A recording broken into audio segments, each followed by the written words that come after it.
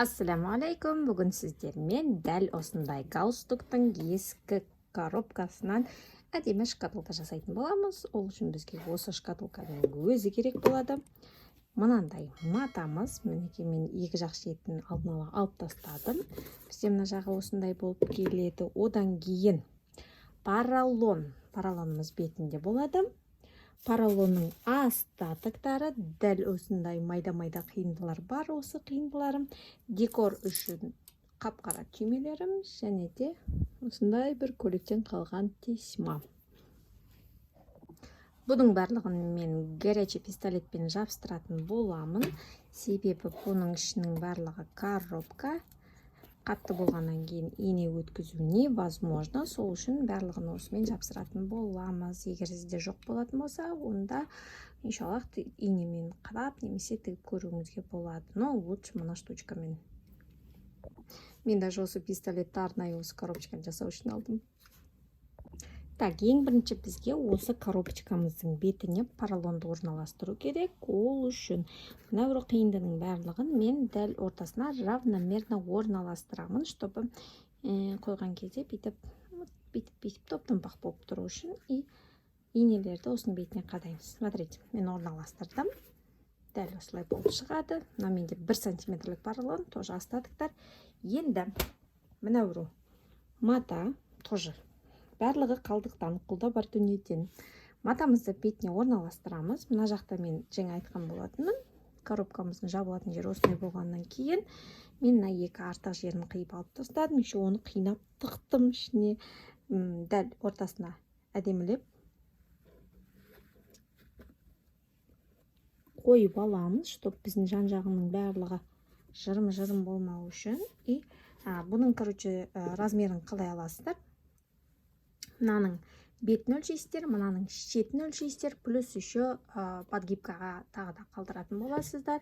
Например, навру шаршыңыз 15-те 15 болатын болса, сізге 25-те 25, либо 17-те 17 қыдырып алу керек болады. Көбірек артық болса қиып алып тастайсыз, жетпей қалғаннан көрі. Барлығы бізде остатықтар. Ортасына әдемілеп бекітіп орнатамын. Орнатқаннан кейін мынаның барлығын жылжып кетпейтіндей етіп енемен бекітіп аламыз да. Картон беткі жағы мата болғаннан кейін енемен бекіту қиынға соқпайды. Бетіндегі поролон жылжып кетпеу үшін. Смотрите, приблизительно бекіттік. Енді бекіткеннен кейін это у нас будет выглядеть вот так. Аштық, мына жерлерін бүктелу керек. Оған дейін біз бірінші артқы бөлігін кіргізіп алу керек боламыз. Көрініп отыр ма? Мінекей, дәл осылай болады бұл бізде. Қазір бізге мына бөлікті арт жағына кіргізіп, қалған шеттерін қайырып алу керек болады. Сосын дальше көрсетемін. Мінекей, мен артқы жақтарын әдемілеп тығып алдым. Главное, бізде осы арт жақтары әдемі болып көрінсе болды. Астаңғы жағы дәл осылай болады. Енді мына жалбырап тұрған жағын қалай істейміз? Біз оны аламыз. Мінекей, смотрите, бұл менде 2-3 сантиметрге кәдімгі үлкен.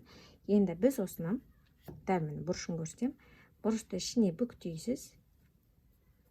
Бүктегеннен кейін мына бұрыш бетіне шығып тұрмау керек. Бұл бізде астарында қалып кету керек. Соны қазір әдемілеп істейміз. Міне бұрышты алдық. Бүктедік. Дәл осылай шықты. Мінекей, жай ғана сызық болып шықты. Осыны астына қарай бекітіп аламыз. Және инемен қадаймыз, чтобы жылжып кетпеу үшін. Міне, біздің бір бұрышымыз дайын. Қара бағаннан кейін көрініп отыр ма сізге? Жоқ па? Көрініп отыр да? Екінші жағы дәл солай. Біздің мына линиямыз тура бұрышқа келу керек. Открывайся.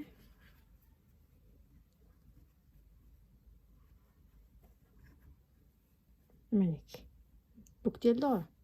Бүктелгеннен кейін астына қайырамыз. Қайырғаннан кейін инемен бекітеміз. Артқы жақ бөлігі дәл солай.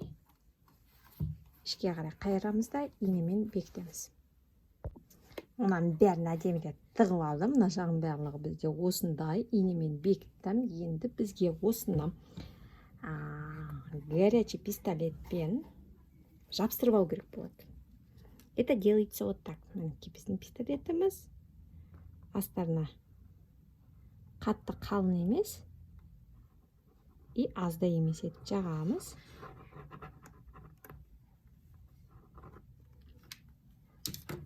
Матанымызды бүйтіп тартамыз, чтобы ар жағында ештеңе жиналып қалмайтындай. И мынаны даже астына қадатып, тігістер көрінбей етіп жабыстырдым. Смотрите. Қазір қалған жақтарын барлығын өстіп, қайырып жабыстырамыз.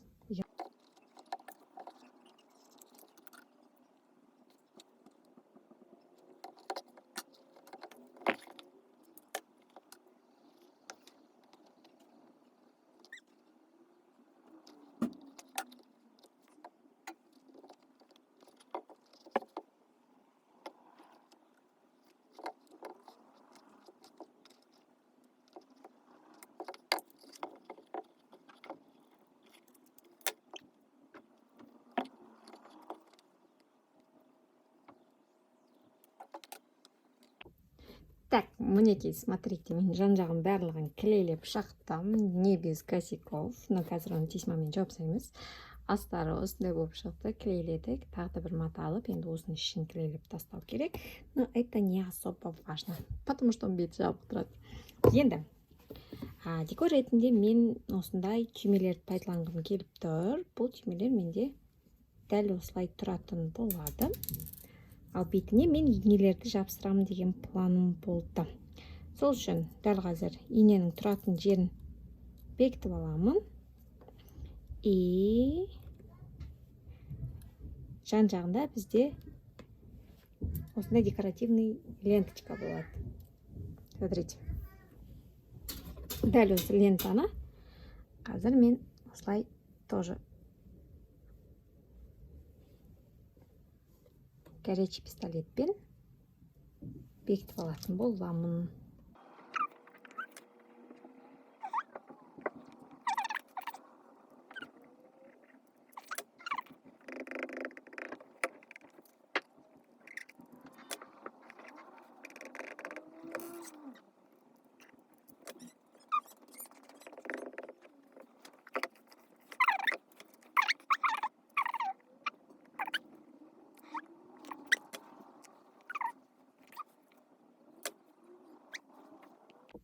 Мінекей біздің шкатулочкамыз толығымен дайын болды. Дәл осындай әдемі болып шықты. Ішіне осындай майда заттар салып қойсаңыз болады.